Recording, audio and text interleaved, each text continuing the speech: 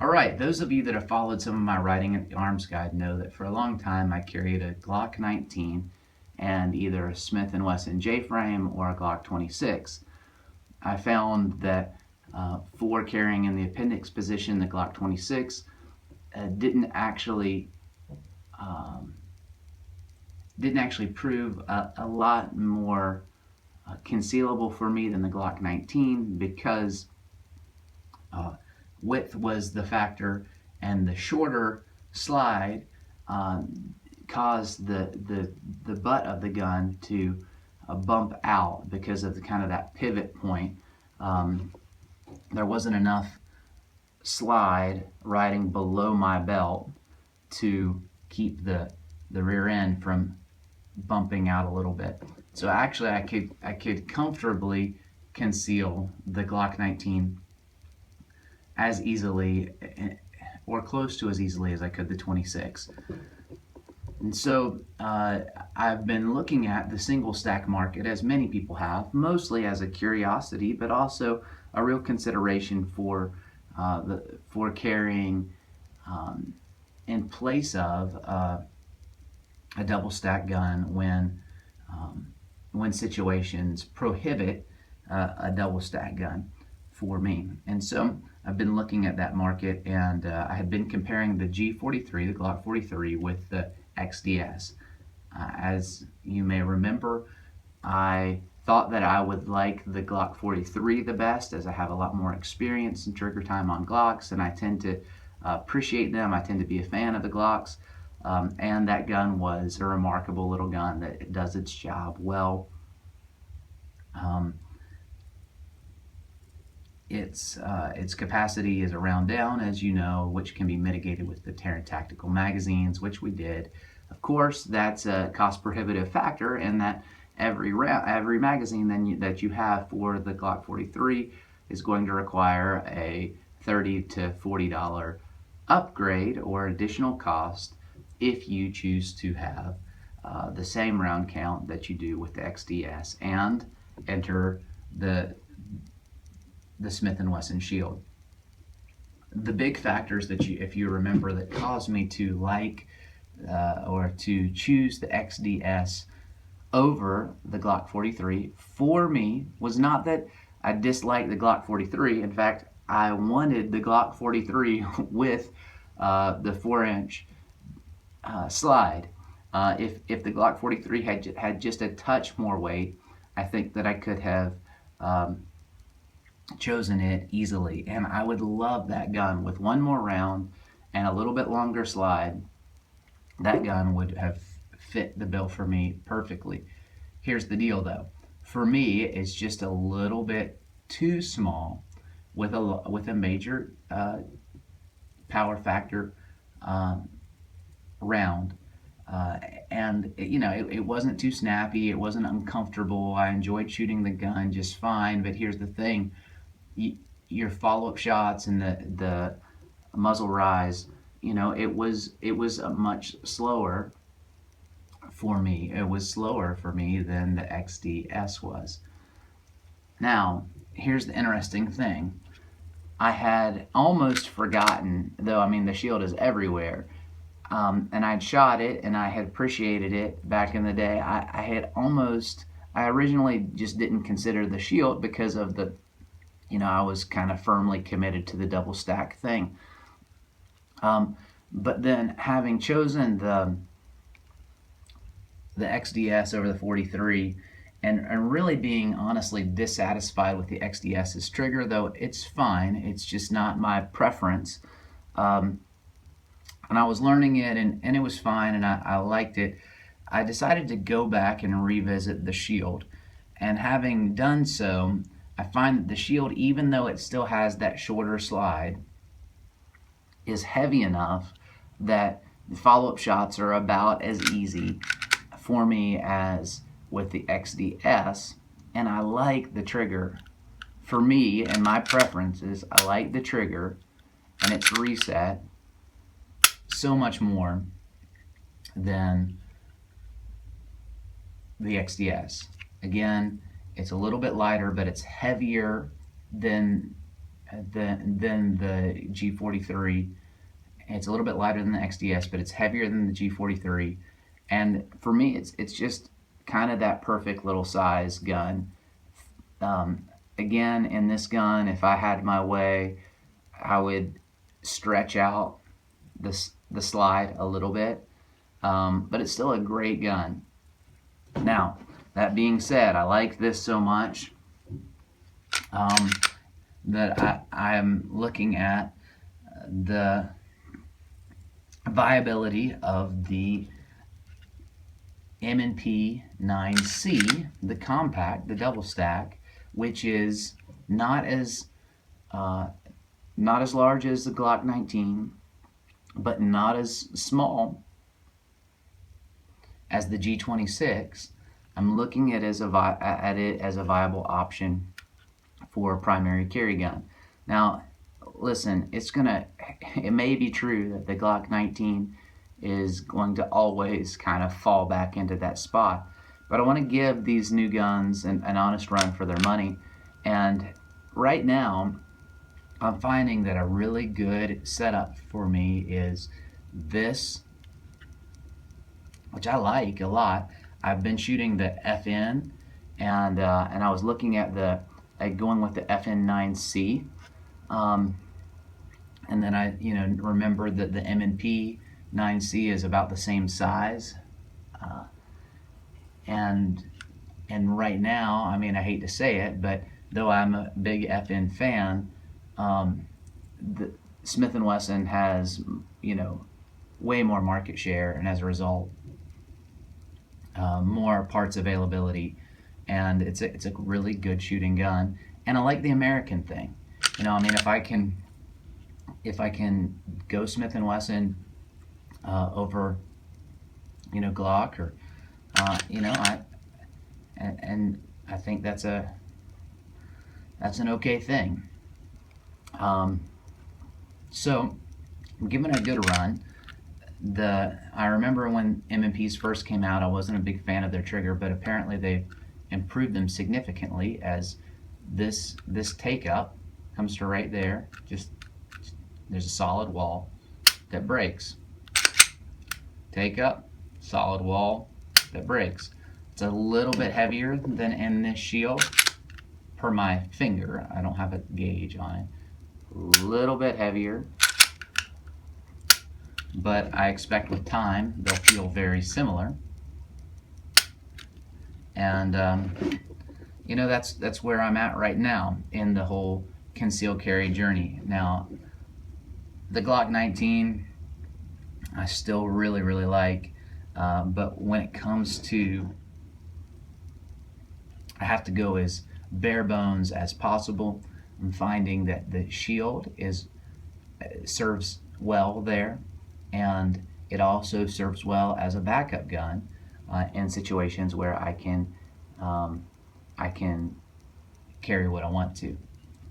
And this is short enough here to make concealment easier than the Glock 19. It is just as thick. In fact, it's slightly thicker in the slide than the Glock 19. I put my calipers on it, but it is the exact same width as the Glock 19 in overall dimensions when you consider the frame. And so it really is going to carry about the same as the Glock 19, but this part that pokes out and is more prone to printing with my Glock 19 is not prone to printing because of this shorter magwell. Again, we have a shorter slide than the Glock 19. I wish that like in an ideal world, this gun would be slightly thinner, have the same capacity, and be 4 inches long. It's still rounded at the front. I like that this is more rounded than the Glock is. I like that for a carrying appendix. But you know what? Here are the things that I love about this gun. From the factory, it's got a good trigger. So far, it's been 100% reliable. It has a shorter magwell. These cocking serrations are not only attractive, they're incredibly positive. And it has good sights on it from the factory. Now, I'm not saying that those won't ever change, especially this front sight, but look, we've got a ledge on the rear sight. We have an ambidextrous, slide stop. We have the ability to flip the mag release on both sides. And you've got your, I don't really care about the grip panel so much other than, it gives you a little bit more customizable frame without having to get out the Dremel and soldering gun and hack away at your firearm and do work. So that's good. I do think that if this gun sticks around, it'll probably receive some stippling, but it is shootable without the stippling, and very shootable. It's a great little gun. I'll show you some targets here in a little bit, and it's a great gun. This messaging on the side kind of trips me out.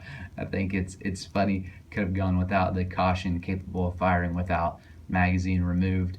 I could have gone without that message, Smith & Wesson, but I am glad that it is true.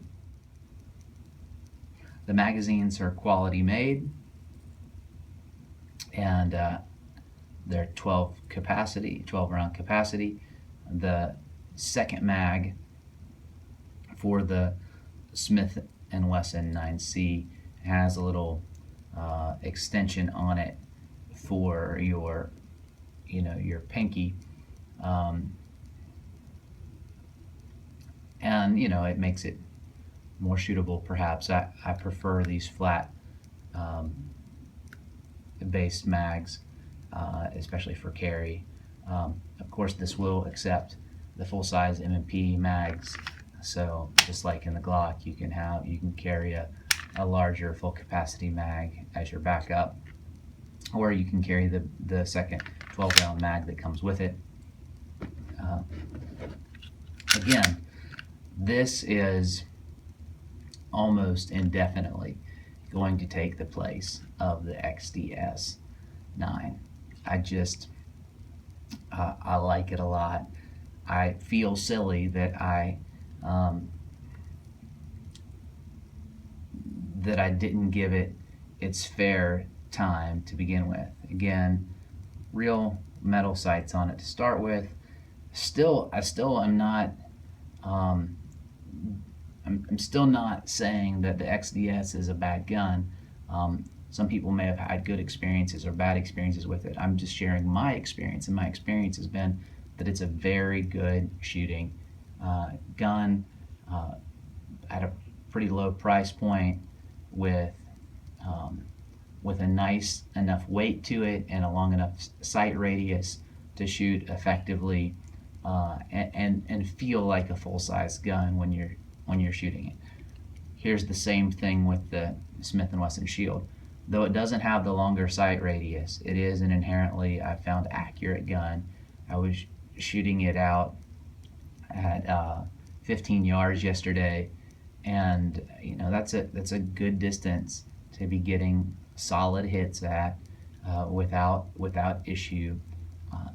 Fair size, small groups at 15 yards. That's perfectly acceptable for a gun of this size, and it didn't have the tendency to have extreme muzzle rise that I experienced with the Glock 43. I think it's just due to the fact that it is just heavy enough to be a gun that shoots like a larger gun, and I'm not willing to make quite enough concession to go with the Glock 43. In fact, I tell you what, my wife has a Glock 42, or we have a Glock 42, and I prefer the Glock 42 shooting characteristics by far to the Glock 43's shooting characteristics.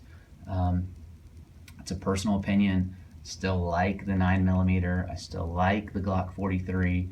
I just, for what it is, if you're comparing the Glock 43 to my old J-frame, then yeah, I mean the Glock 43's a joy to shoot, and it's easy to get hits on, and it's easy to follow up on.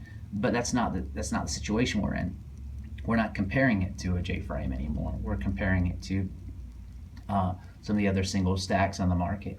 And for my money, I'm going with the Shield. I'm going with the Shield. And the XDS, you know, it's going to find a place in the safe for now. If I continue to have this opinion, I don't have a reason to have multiple single stack guns and 9mm. I just don't. I will most likely sell that thing, and I know some of you guys never sell a gun. That's totally fine. I don't have an emotional connection. They're tools, and I'm looking for them to do a job for me. And so, anyway, that's what I have to say. The XDS for me is being replaced by the Smith & Wesson Shield. And that's a good thing to be able to say. The Smith & Wesson Shield is taking the place with the 7-round mag and its 8-round base plate and just enough heft to be very shootable, to shoot like a larger gun. And here's the ticket, guys. That trigger for a production pocket gun, you know, I mean, it's nothing to write home about, but it's by far the best between it and the XDS. And I would argue, even though I'm familiar with the Glock trigger, this is a much better out-of-the-box trigger than the Glock 43 that I had. And this is a new Shield out of the box, same situation. I did, for cost purposes, end up people want the one without the safety on it, and I agree. I would prefer the one without the safety on it, but it will function just the same. So I could get a deal on the one with the safety, so I got the one with the safety. You know, that's, as long as I'm just gonna act like that thing's not there. Anyway, you guys have a great day, and thanks for tuning in. If you've got any questions, more than questions, if you've got a conversation or you've got an opinion you'd like to share, I'd love to talk with you guys. Have a great one. Bye.